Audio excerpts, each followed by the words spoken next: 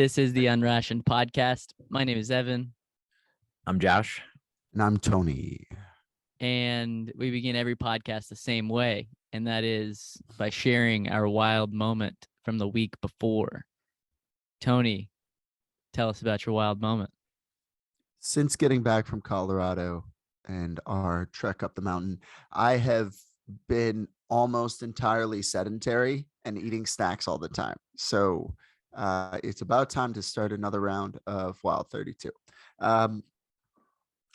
What came to mind as I was thinking about Wild Moment was actually conversations we've been having about the wilds in the woods, and just it's an exciting project, what we're working on here, what we're thinking about, and where we're thinking about taking it. And there's a distinct feeling when you're kind of in a place and then you get a sense of where you might be going with a thing. That's exciting in a way, but also it is unknown. You know, it feels like a big step, and this is definitely feeling like one of those in a way that it evokes that same sort of primal, I think, reaction, and I would call it resonance that it feels good. It's where I like to be. It's a good sign. Yeah. So I'm gonna leave it at that for this week. Nice. Josh, what you got, man? So my son Jack had to go into the emergency room the other night for some breathing issues. And so, not that the emergency room in modern medicine is my wild moment, but I think the things leading up to it felt super wild. And my son came into our room at like 10:15, wheezing, like he was crying and saying that his lungs were burning. It was pretty scary, And so my wife's response, I think, is a thing that I'm thinking about. And she like performs her best and is like the most level-headed when like stakes are super high. And like we've had a couple adventures together where the same thing. And then I think with our kids too, she just something instinctual happens and she just like settles in, and she just like, I don't know, it just seems natural to her to be able to address high stakes situations in just like an instinctual way. And it just, I don't know, I really admire it. I was texting her the next day when I was like working. I was just like, I just appreciate her as a teammate just because she's good, like really, really good in so many different areas. And I just admire that about her. So I think watching her perform, or like, it was just something different and very wild, it seems like, just to take care of the kids in extreme situations without any emotion.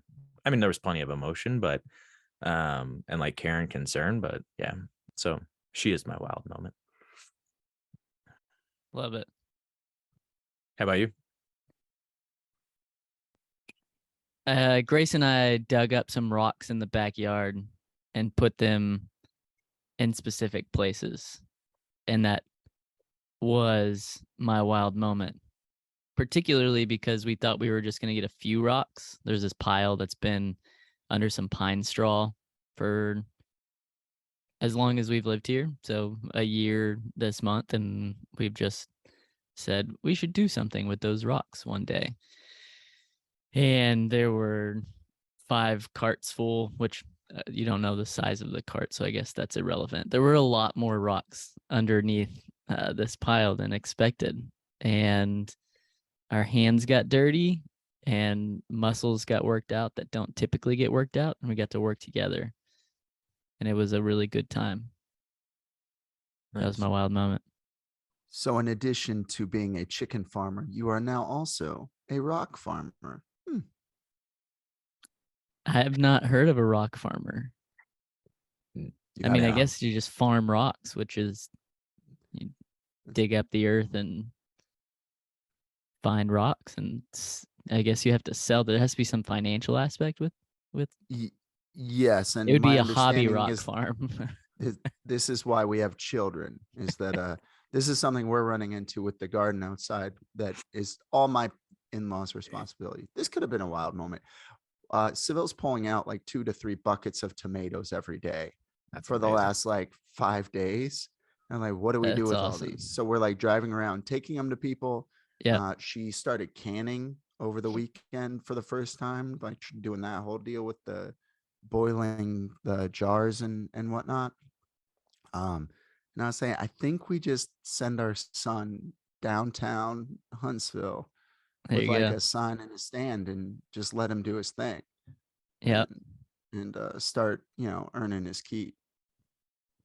I don't know anybody that has a garden like you're describing, so I know you, I guess, and you guys have that garden. And I've wanted to because I listened to a podcast the other day and the host was talking about he said if you know somebody who gardens, they understand something that people who don't garden don't understand or embody or like know, just intuitively know, which is we live in a very abundant environment. And so the buckets of tomatoes that you get from planting a few seeds like attests to that. And I am really curious to get into that at some point. I think our kids will need to be a little bit older and well, maybe not. I'm sure there are people doing it with young kids, so that's just an excuse at this point. But anyways, I'm really curious about experiencing the abundance that comes from gardening. The gardener would be a fun archetype to explore. Yeah. I And the think that's walled garden. definitely, yeah, that definitely aligns with the king in a lot of ways. I imagine that it's, Yeah. about attention and consistency and creating the conditions for things to grow. Yeah.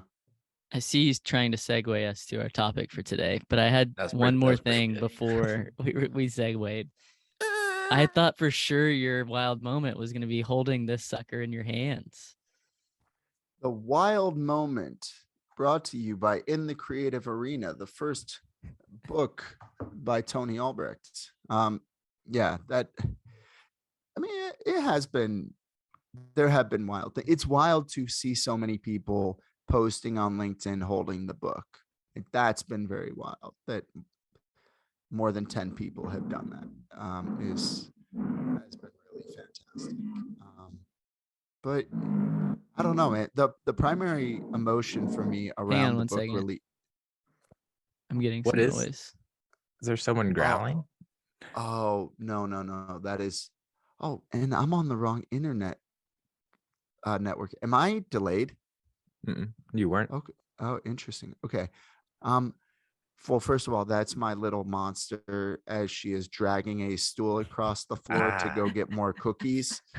Um, the main emotion around the book release has been relief. Or it's just I've wanted to be an author for so long, or to be able to call myself that with a straight face since I was 15, I would say. And so to have the first one out of the way is really nice. I just got this copy in the mail. It finally made it to us yesterday.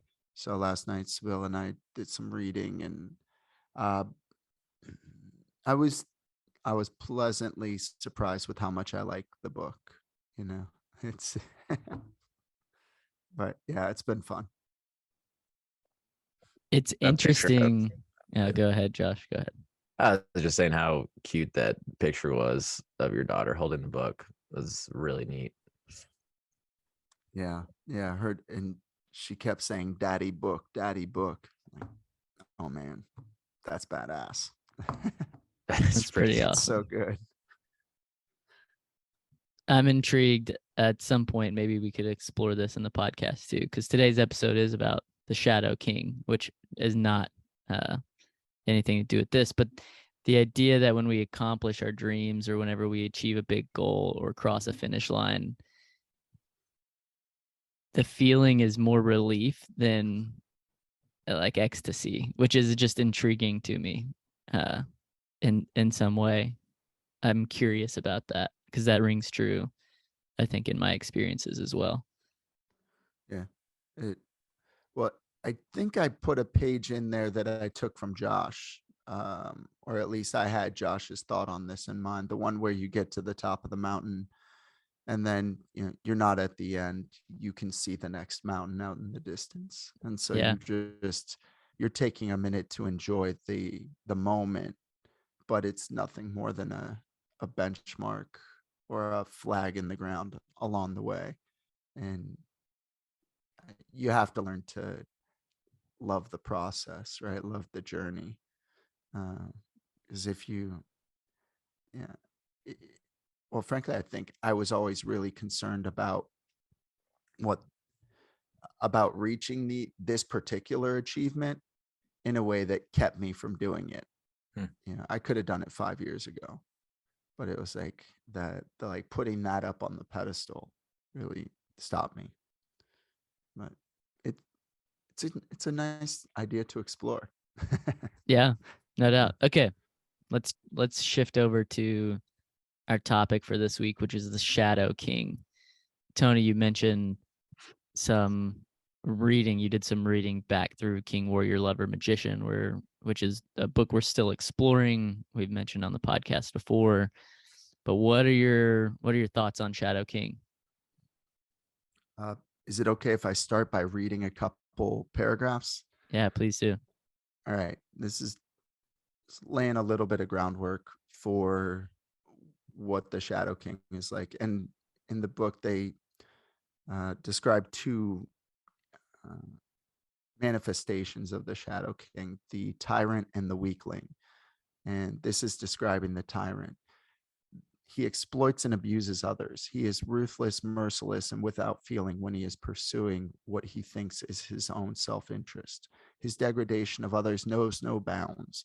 He hates all beauty, all innocence, all strength, all talent, all life energy. He does so because he lacks inner structure and he is afraid, terrified really, of his own hidden weakness and his underlying lack of potency. And then another little bit, um, the man possessed by the tyrant is very sensitive to criticism, and though putting on a threatening front, will at the slightest remark feel weak and deflated. He won't show you this. What you will see, unless you know what to look for, is rage. But under the rage is a sense of worthlessness, of vulnerability and weakness. For behind the tyrant lies the other pole of the king's bipolar shadow system, the weakling. The man possessed by the weakling lacks centeredness, calmness, and security within himself, which leads to paranoia.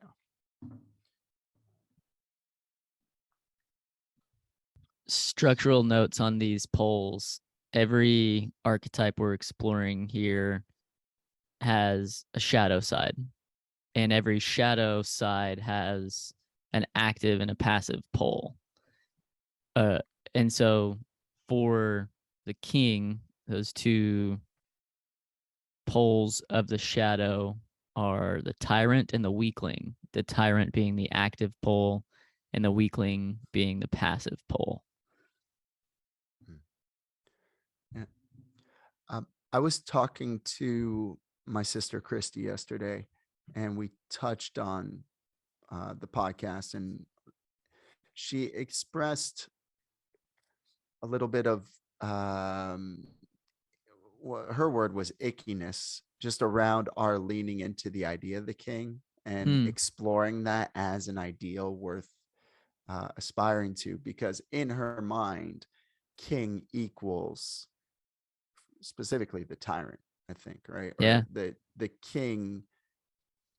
kings are shadow kings, in my sister's mind, and frankly I think in a lot of our minds, and it's really part of why we're doing this, right? Is to understand what healthy masculinity looks like. And I don't know if reclaiming that the word is a goal or an aspiration here, or even if it's going to end up being a byproduct. But yeah, I found that illuminating, I guess, as a cultural backdrop to the conversations we're having around this.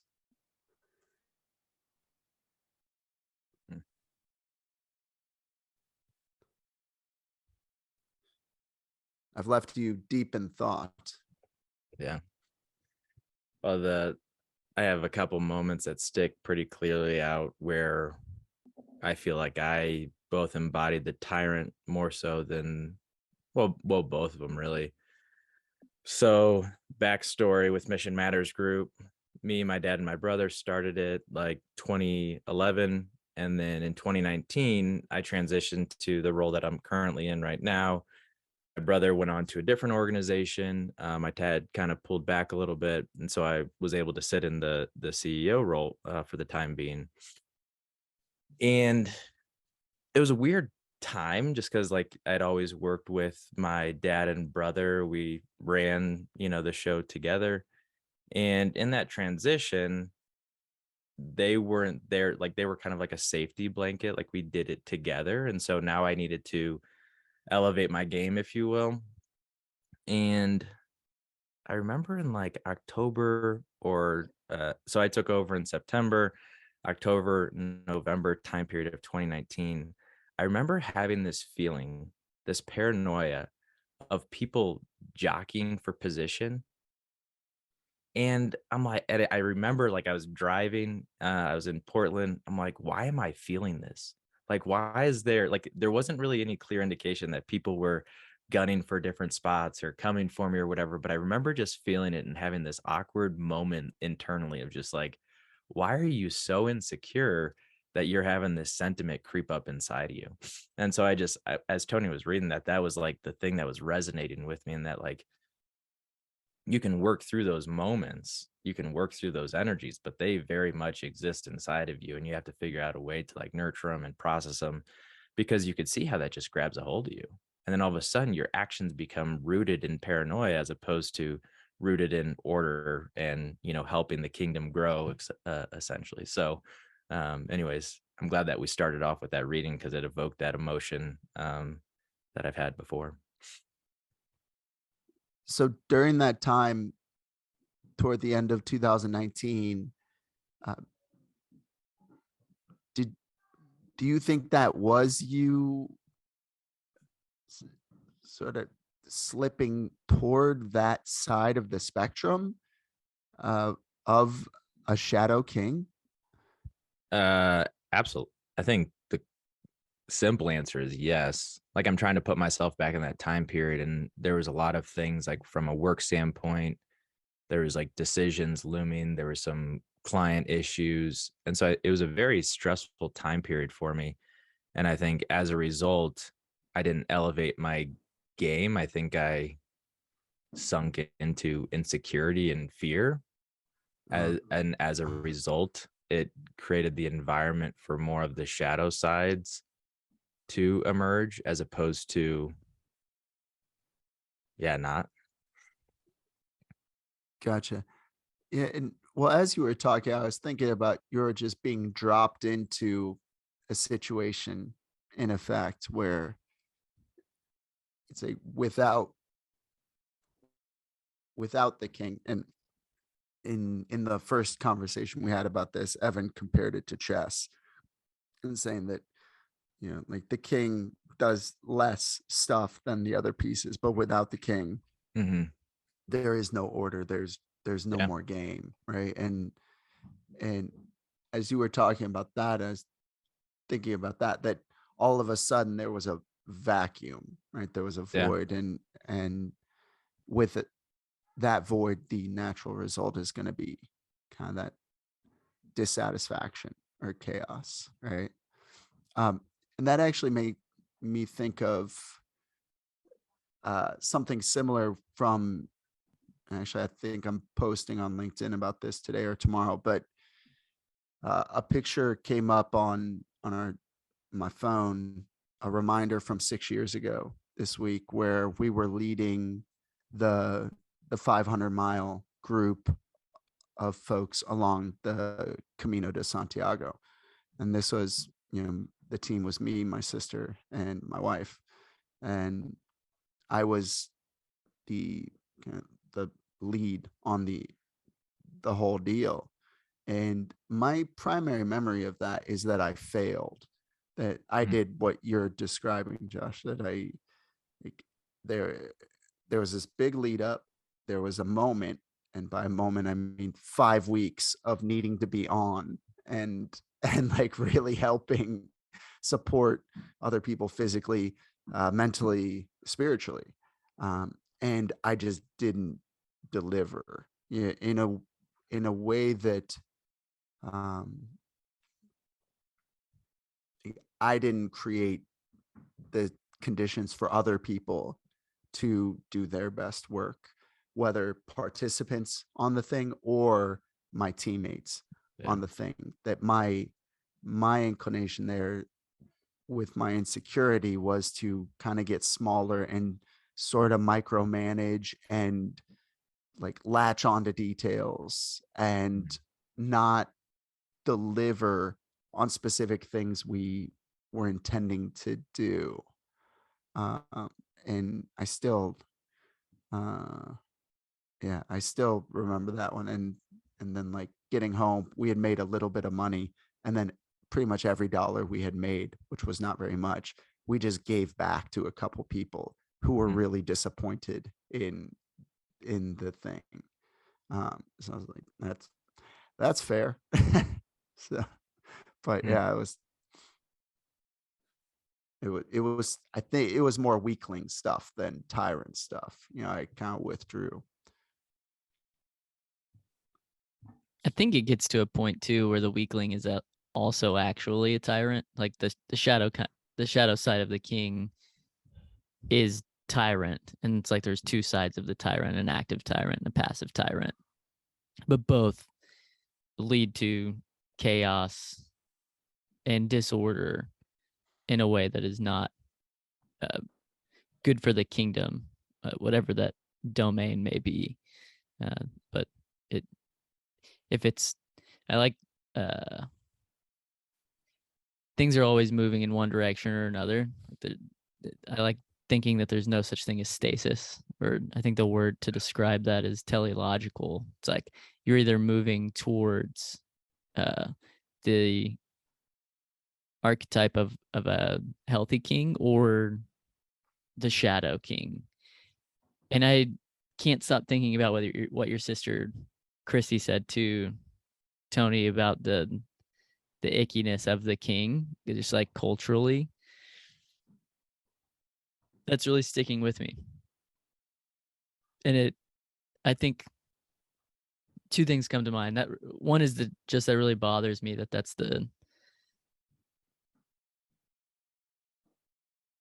story we tell ourselves when we hear the word king. And I relate to that even. It's like, yeah, it feels like a tyrannical structure. There's no good in that. And it like what arises in response to the king is like anarchy almost inside, where it's like, let's get rid of that hierarchy and get rid of all structure. And then it's like, oh, well, like that's not a good response. Yeah. And then certainly, sorry, go ahead. I was gonna say there's certainly a move for upending the patriarchy, right? Like that structure that relies on kings specifically. And frankly, it makes a lot of sense, that in certain respects.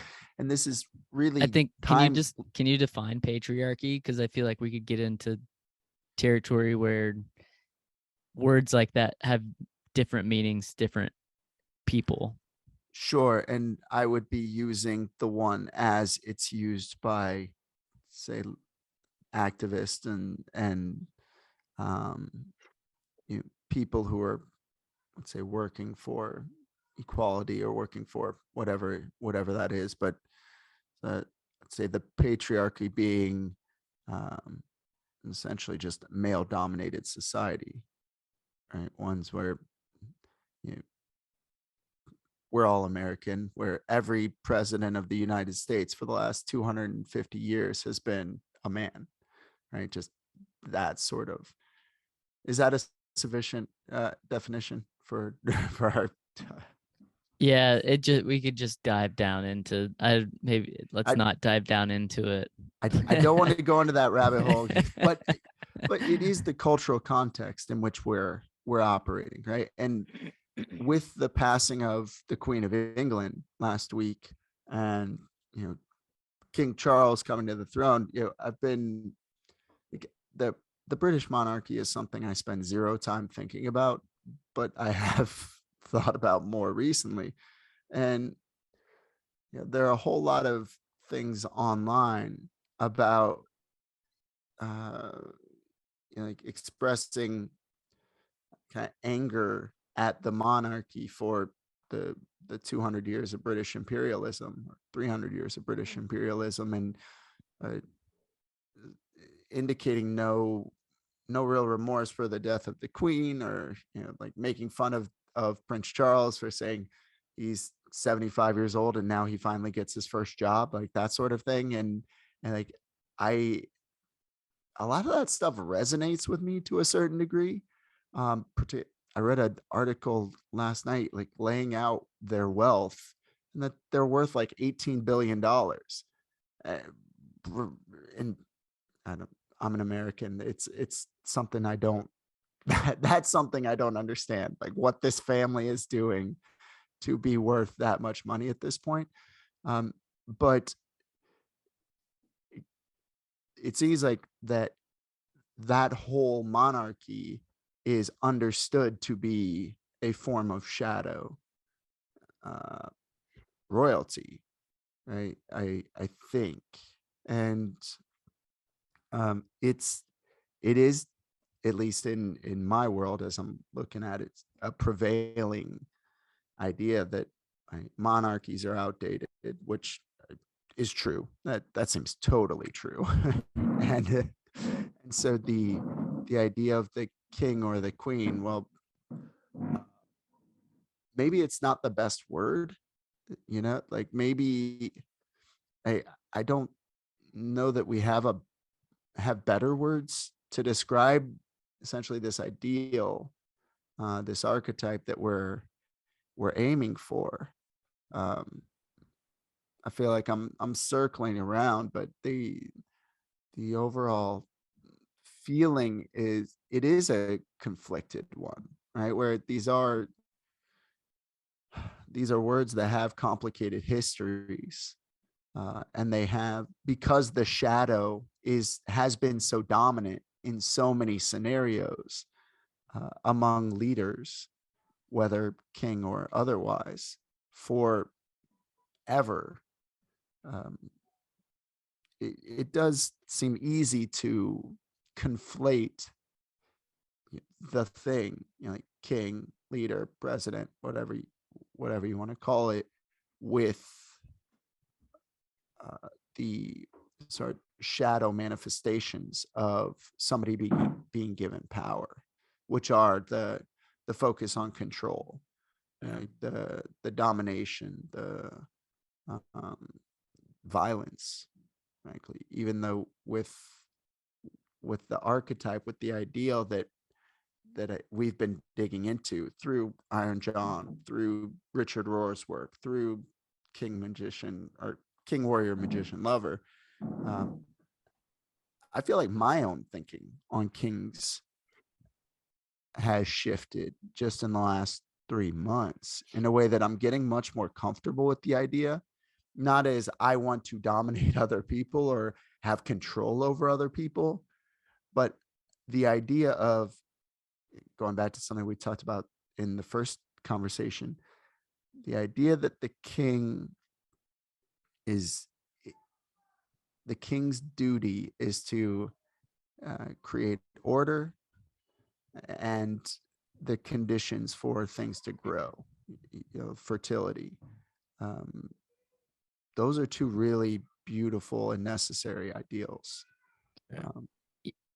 Which also have their shadow sides. Too much order is a king establishing too much order is also a tyrant. And a king can go too far with the fertility as well, right? So the second part of like what comes to mind for me as I think about why it feels icky, just keep borrowing Christie's words here, to talk about the king, is the shadow is not separate from the king. Like they exist. There's not like this king archetype over here and then this separate archetype that is not connected to the king, and they're at odds with each other. They exist within one. The image of the Tao comes to mind, like the black and the white being whole, two parts of the same whole, if you will. It's like it makes sense to me that we have these feelings towards the king archetype because we can't separate the king archetype from the shadow side of the king, which is to say everything we're talking about is meant, I believe, to help us do our own inner work. And it's in no way meant for, like, learning everything about the king is not for me to make judgments about Josh and Tony or King Charles or whoever else. It's meant for me to explore my king within and bring the shadows to awareness, because only whenever they are aware, only whenever they're brought to awareness can something be done. Anyways, those are the things that come to mind. We can't separate the shadow, and all of this is only this. Talking about the king serves us insofar as it reveals things about ourselves. It revealing things about other people is helpful in no way to what we're trying to do. Yeah, what you just said resonates a lot, Evan. I think, I used my kids as an example, and I'll do the same with my daughter that's going to be here in December. But my responsibility is to help him have self mastery over his emotions or his energies or whatever. And part of that is being able to name it effectively. Like a king energy exists inside of all of us, and there is definitely a shadow side to it. But if we're unaware of it, if we can't name it, if we can't work through it and figure out what other type of energies we need to use inside of us to process it, to nurture it, to help it grow, we're just left with dealing with erratic, chaotic emotions inside of us, which all of us have. So I think, to your point, Tony, earlier on, having read King, Warrior, Magician, Lover, it's given me a framework to like call out and recognize when I'm leaning towards a shadow side or not. And it's super helpful, like just to be able to name it and to call it out and saying, okay, I am doing this. And this could be a clear sign that I am, I'm giving preference towards one energy over the other. But yeah, I think without the right tools or the right consciousness of those energies inside of us, we'll lean to the thing that's easier, right? Being like embodying mature king energy or embodying mature warrior energy is not easy. It's supposed to take a ton of work and require us to, to lean in. So those poles or those shadow sides are definitely the thing that draw us a little bit more, I think, and are easier to embody or give into. And this isn't talked about, I don't think, in King, Warrior, Magician, Lover, but anytime I think about a king, the queen also comes to mind. Yeah. And it does seem as though the unity of the two leads to a healthy individual. So male, female, man, woman, like whoever, it's like if we are going to embody or have a domain, an inner domain that is set in order, a king is present and a queen is also present, and they're united. And I do think there's aspects, there's opportunity for the queen energy to be explored and bring a healthy balance to the king energy within. That's worth noting. And the queen would be a fun episode. Yeah. Yeah. Yeah. I know that definitely has an impact on our how the three of us go through the world, right? Where it's like, I know certainly for me, when things are going well, it is um, a result of balance or alignment between myself and my wife. and we do. Last night we did this little "what kind of creative are you" quiz online. It was really well done, actually, for as goofy as those things have a tendency to be. I'll be posting it in the Rowdy today. It's from Adobe, anyway.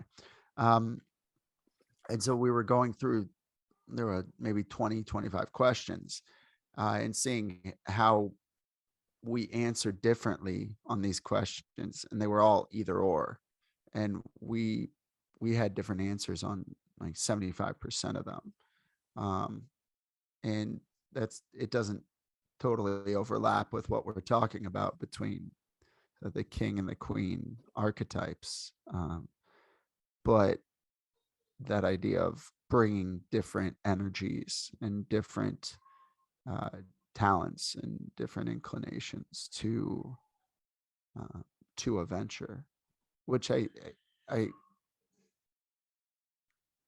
to me, this has been the real unlock in my life, in terms of how to go from somebody who was just a straight tyrant, 15 years ago, to being somebody who's certainly less so today, regardless of how well I managed to embody that. Are you hearing my daughter screaming? Yeah, Is that but coming, just screeching? yeah, that's life. Yeah, that is life. But yeah, we order in the kingdom. We have Yeah. much order. That's harmony reigns. I think what Chrissy said is still sticking out in my mind too, about the icky word. And I feel very blessed, very fortunate to have like the grandparents that I do. And so you've heard me bring up my gramps and grandma quite a bit. They live out in California. They have an olive orchard, 2,200 trees on 25 acres. And they live in a super like dry area, but they have this flourishing orchard, which is really pretty to see. It's just like you're driving up and it just stands out. My gramps is like, he's a dude that I think about more so than anybody in terms of like really healthy and mature king energy. And I've been out there at times working on the orchard, and you can see frustration or control happening with like someone doing something on the orchard with the irrigation or the way that they're pruning the trees. But then you see him like not say anything and then settle in. And he just lets that person do what they're doing, not because he's afraid of like conflict, not because he's afraid of like, but he just is like, I think to your point, Evan, not trying to control everything. There is order. Every tree's planted 20 yards away, in all four directions.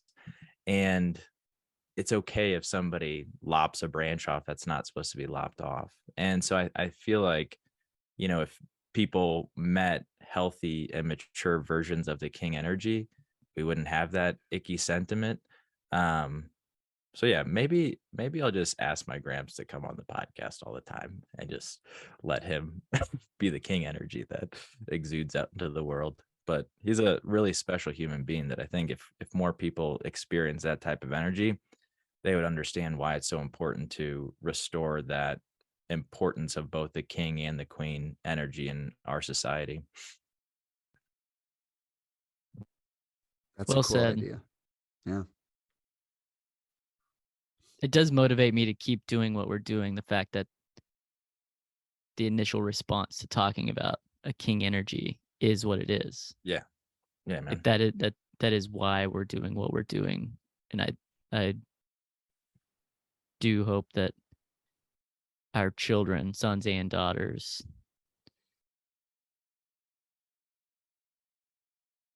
don't have that response. That's something to shoot for. Yeah. Sure. But, yeah, and it seems like as we wrap our minds around it more, and come up with these ways of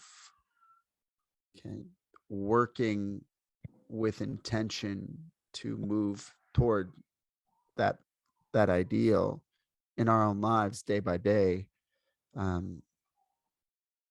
think we're going to have the potential to support other men in doing that.